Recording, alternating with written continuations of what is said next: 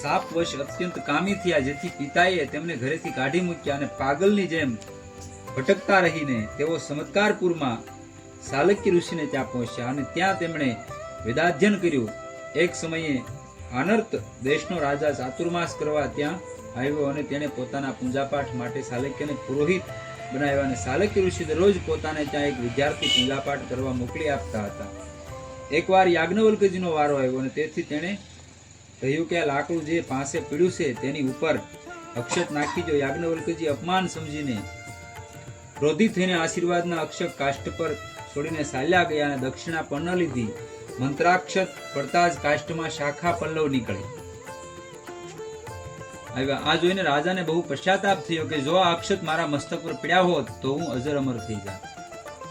બીજે દિવસે રાજાએ સાલક્યજીને સંદેશો મોકલ્યો કે આજે પણ તે જ શિષ્યને મોકલજો, પરંતુ તેમણે કહ્યું કે તેણે મારું અપમાન કર્યું છે તેથી હું નહીં જાઉં. અને ત્યારે સાલક્યજીએ થોડા દિવસ બીજા વિદ્યાર્થીઓને મોકલ્યા. રાજા તેમની પાસે આશીર્વાદ લાકડા ઉપર મુકાવી દેતો હતો, પરંતુ કોઈ મંત્રાક્ષતથી લાકડું લીલું ન થયું.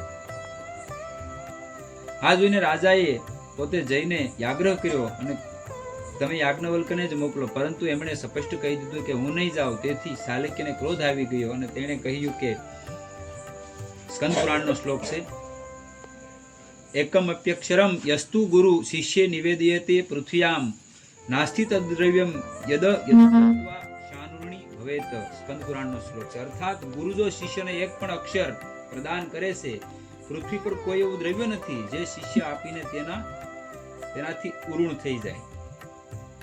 આપણે શું ગુરુ સમજી લઈએ? આપણે ગુરુ નું સમજી લઈએ, એક સામાન્ય વ્યક્તિત્વ સમજી લઈએ, માની લીધા સામાન્ય. પછી આપણે એવું જોઈએ કે આ તો અમારી સેવા છે, આ તો કે આવા છે તેવા છે. અહીં શું કીધું? સ્કંદ પુરાણનો શ્લોક છે, મારા ઘરનો જ છે નહીં. એક શબ્દ સાલક્ય ઋષિ કહે છે, એક શબ્દ કોઈ ગુરુ શિષ્યને આપી દે તો એ શિષ્ય એના ઉરુણ નો થઈએ કે ફાવે એટલું આપી દે. આપણે તો ગુરુમાં ભગવાન બુદ્ધિ ક્યારેય થઈ જ નથી. ભગવત બુદ્ધિ નો થઈ ત્યાં સુધી સાક્ષાત્કાર ન થાય. એટલે તો મહાપુરુષો કહે ગુરુ ગોવિંદ દોનો ખડે કાકો લાગુ પાય બલિહારી ગુરુદેવની જેને ગોવિંદ દિયો દેખાય. ભગવાન તો હતો જ તે, નહોતો એવું કહે છે નહીં. ગુરુ દ્વારા ભગવાન તમને મળ્યો એટલે આપણે શુદ્ધ હોવી જોઈએ, ભાવ થવો જોઈએ. પાકી વાત છે. જે કોઈને તમે ગુરુ માનતા હોય અથવા કરેલા હોય તેમાં પૂર્ણતઃ તમારો ભાવ હોવો જોઈએ, તો જ તમારું કલ્યાણ થાય નહીં. અને ક્યારેક એવો સમય આવી જાય કે શિષ્ય બહુ કહેતો હોય મારા ગુરુ છે કે આમ છે, ભાવ દેખાડતો હોય તો ક્યારેક ગુરુ એવો ખતરો કરી લે છે કે આમાં કેટલાક ટકા છે જોઈએ, અને જોતાય હોય છે. કેમ કે જોવું પડે ને. આપણે એક સામાન્ય માટલું લેવા જઈએ તો એને 3 વાર બજાવી જોઈએ કે આમાં પાણી કેમ થાય. એટલે બધામાંથી પાસ થવું પડે. માટલું કુંભાર માટીમાંથી માટલું ઘડે, પછી એને એટલું બધું ખૂંદે તોય એમાં રેસા રહી જાય ને, રેસા માટીના, તો પાછું એને ખૂંદે, પાછું એમ ઘણી 3-4 વખત ખૂંદે, પછી એક રેસો એમાં ન રહે. પછી એને માટલાનો આકાર આપે, પીંડો બનાવી માટલાનો આકાર આપ્યો. માટલાનો આકાર આપી પછી એને હૂક્યું. પ્રોસેસ કેટલીમાંથી પસાર થાય જોજો. હૂકવીને પછી એને શું કર્યું કારણ કે પછી હુકાઈ ગયું રેડી, એટલે એને પાછું ભઠ્ઠીમાં તપાયું અને પછી નીકળ્યું, પછી પાછું ઠરી ગયું. પછી એને બજાવીને જોયું કે આમાં પાણી બરોબર ટકશે કે નહીં ટકે. સીધું તો પાણી ભરાય એમ હતું નહીં. એમ ગુરુ ઘણી વાર શિષ્યને તપાસ કરતો હોય છે કે મેં જે મંત્ર આપ્યો, જે કઈ સૂઝબૂઝ આપી એનાથી મારો શિષ્ય બરોબર હાલે છે કે અભિમાનમાં આવી ગયો શું છે. ગુરુ તપાસ તો કરે. આ કઈ નાની મોની ગુડાગુડીના ખેલ તો છે નહીં. પરમાત્મા પ્રાપ્તિ અહીં બીજી વાર નહીં આવવા માટેની છે. અને જો એમને થઈ જાય કરી લેવાય, હું તો એમ કહું, નથી થતું. આપણે સામાન્ય વસ્તુ સમજીએ પણ સામાન્ય નથી. આપણે સમજીએ એવું નથી. હાવ આમ સરળ છે. હું રોજ કહું રામ રામ કરો, કૃષ્ણ કૃષ્ણ કરો. તમે કોઈ બંધાવ નહીં, બંધાવ તો પરિપૂર્ણ બંધાવ. તો એને પાર કરવાની તમારી તૈયારી હોય અથવા તો એ નીકળી જ જવો જોઈએ, તો જ એને ગુરુ કરો. નથી ગુરુ આમાં વ્યક્તિને તમને ખબર છે કે ભાઈ આવા છે મારામાં આની ક્યારેય ગુરુ બુદ્ધિ નહીં થાય તો એને ગુરુ જ ન કરતા. હું તો ના પાડું. હું અહીંયા ના પાડું. ઘણા મિત્રો કે ભાઈ તમે મંત્ર આપો કે નામ આપો, એમ કે ભાઈ નામ ન કરાય. તમે ઓળખો છો, તમે 3 કાળમાં મને ગુરુ ન સ્વીકાર્યો. તમે ન સ્વીકાર્યું કોઈ ત્યાં સુધી હું તમને કાંઈ ન કરી શકું. ભગવત ભાવ તો થવો જોઈએ. ના પાડવાનું મેન કારણ આ હોય છે. ભાવ ન થાય તમારો, ક્યારેય ન થાય. અને ભાવ ન થાય તો પૂર્ણતા તમે પ્રાપ્ત ન થાય. આ વસ્તુ પાછી એટલે અહીંયા કહે છે કે તમે ગમે એ આપી ગયો, યાજ્ઞવલ્કને કહે છે એના ગુરુ શાલક્ય, તમે ગમે એ આપી ગયો, કદાચ પૃથ્વીનું કોઈ પણ ક્ષેત્ર આપી ગયો ને તોય ગુરુમાંથી ગુરુનું તમે ન થાવ. એટલે કહે છે અર્થાત ગુરુ જો શિષ્યને એક પણ અક્ષર પ્રદાન કરે છે, પૃથ્વી પર કોઈ એવું દ્રવ્ય નથી કે જે શિષ્ય આપીને તેનાથી ઉરુણ થઈ જાય.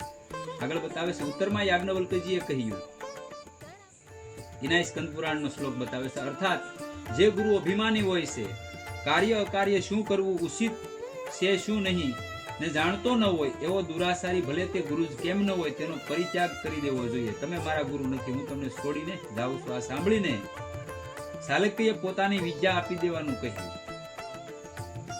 એવા ગુરુ એવા હોય ને તો શિષ્ય એટલો પાવરફુલ હોવો જોઈએ કે હાલો એવા કોઈ, હું ઘણીવાર ના પાડું બેનો દીકરીને માતાઓને કે તમે ક્યાંય ગુરુ કરવા ન જતા, તમારો ગુરુ તમારો પતિ. આનાથી મોટો દુનિયામાં કોઈ ગુરુ નથી. ક્યાંય કોઈને અંગૂઠા ધોવાની જરૂર નથી દુનિયામાં, કોઈને હાર પહેરાવવાની જરૂર નથી. એને હાર પહેરાવી ગયો એટલે રાજી થઈ જાય પરમાત્મા. બપોરે ટાઈમે ખાવાનું ન દેતા હોય અને પાછા ગુરુ કરવા દોડે, થોડુંક લાગશે તો આકૃત તે, પણ એ નથી કામનું. ભગવાન ને રાજી નથી થતો. તમારો પરમેશ્વર કોણ છે? સતી અનસુયાએ શું કીધું? તમારો પરમેશ્વર તમારો પતિ છે ને, એને ભાઈ રાજી કરો ને હવારમાં, એને હાટુ રોટલી બનાવજો, ભગવાનની પૂજા પછી થાય ચાલશે. ત્યાં ભગવાન નથી કે તમારી પૂજા પહેલા કરો એમ, કે બાળકોને હવારમાં જે જોઈ પહેલા વ્યવસ્થા કરી છે. તમને એ માટે જ મોકલેલા છે ભગવાનને. પછી મહાદેવજી 11 વાગે લોટો ચડાવવા જાઓ, મહાદેવજી તોય રાજી થઈ જાય. તમારી માટે હવારમાં 6 વાગ્યાનું વિધાન નથી, વિધાન અમારી માટે છે. તમે તો તમારા 11 વાગ્યા ફ્રી થઈને ભોળાનાથ જાયજો તોય બહુ રાજી થાય અમારો માથે. આ તો હવારમાં ઓલાને ખાવાનું ન થાય, ટાઈમે ચા ન થાય, અને બપોરે પાછા તોય ઓલું કરવું હાલો ને આ કરીને ઓલું કરીને ખેલા માણસ છે મશીન ન જરાક જોવો એ તે થાક્યો પાક્યો ઘરે આવતો હોય છે. તમારે તો ખાલી તમારા ઘરનું સંભાળવાનું, એને તો વ્યવહારે સંભાળવાનો હોય. એ રોઈને કોને દેખાડે? તમે તો કોક ને બીજી બે બેનું ભેળાવો તેને કઈ રોઈ લો, બાપા આવું દુઃખ છે, આ કોને રોવે? એ પોતે અંદર રોતો હોય, કોઈને કઈ ન હોય કે પુરુષ. એટલે મારું કહેવાનો ભાવ મતલબ જાજી વાતમાં આપણે જવું નથી, પણ એક એટલી જ કહી શકું કે ભાઈ ક્યાંય એવું માથું નમાવાની બેન દીકરીની જરૂર હોતી નથી. પોતાનો પતિ જ એનો ગુરુ હોય છે. એ એમ કે ભાઈ ચાલો એને ગુરુ દીક્ષા લીધેલી છે, એમ કે ભાઈ જે મંત્ર એને ગુરુ એને આપ્યો એને આપી શકે છે, અને ત્યાંથી તેને આગળ રસ્તો હાલી શકે છે.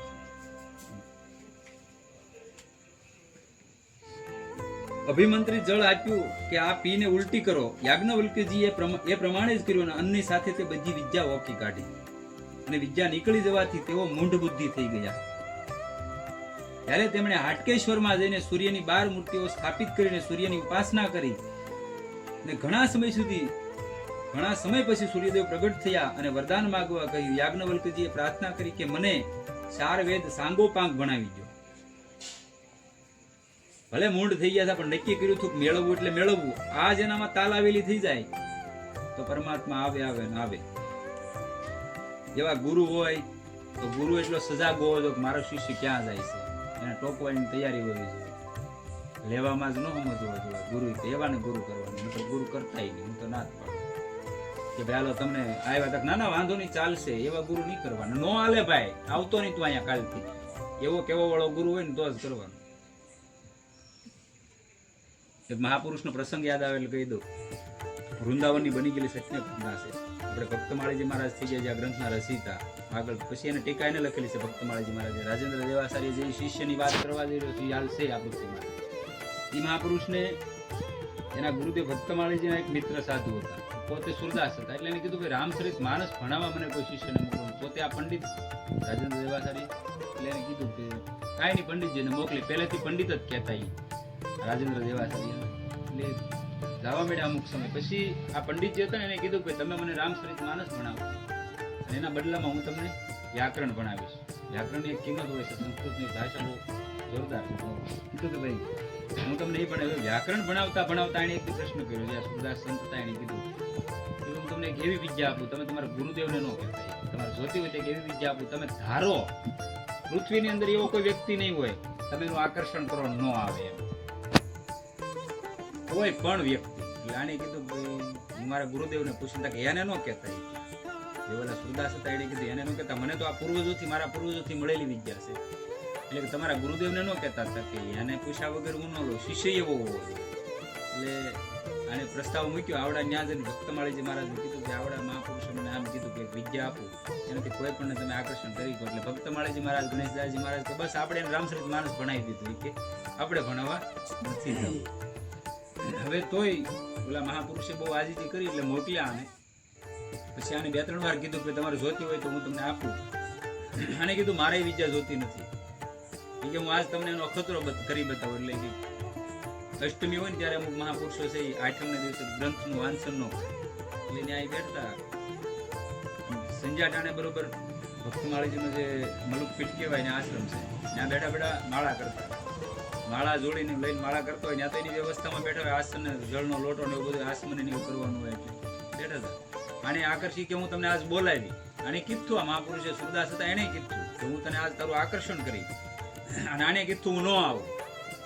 પણ આકર્ષણ વસ્તુ એવી છે તંત્ર ક્રિયા કે તમારી સાત્વિકને દબાવે એટલે તમને એક કરીને મજબૂર કરી દે. એટલે આને આકર્ષણ કર્યું એટલે આનાથી રહેવાનું નહીં. હું છું એને ખબર ન પડી, સીધી દોટ મૂકી ન્યા જ પગી ગયા, માળા જોડીને બધું પીડી રહ્યું.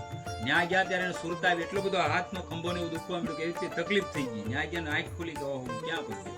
ત્યારે કીધું કે માળા, ઓલા મહાપુરુષે કીધું માળા જોડીને એવું સરખું મૂક્યું હતી કે વાંદરા લઈ જાય. ત્યારે આને પછી ન્યા ગયા એટલે એનું સામું દર્શન કર્યા એટલે પીડા વહી ગઈ. અને કીધું આ વિદ્યા છે કે પણ કોઈ માર ન છો. એટલે આવા શિષ્યો હોવા જોઈએ. હવે આપણને સામાન્ય પ્રલોભન બતાવવા ફસાઈ જાય એવા શિષ્ય ન હોવા જોઈએ. પોતાને ક્યારેય પૂંજાવાની ઈચ્છાથી કે આલો હું કંઈક બની જાવ એવી ઈચ્છાથી અધ્યાત્મ માર્ગમાં નથી હલાતો. અધ્યાત્મ માર્ગ અલગ છે અને પૂંજાવાનો માર્ગ અલગ છે.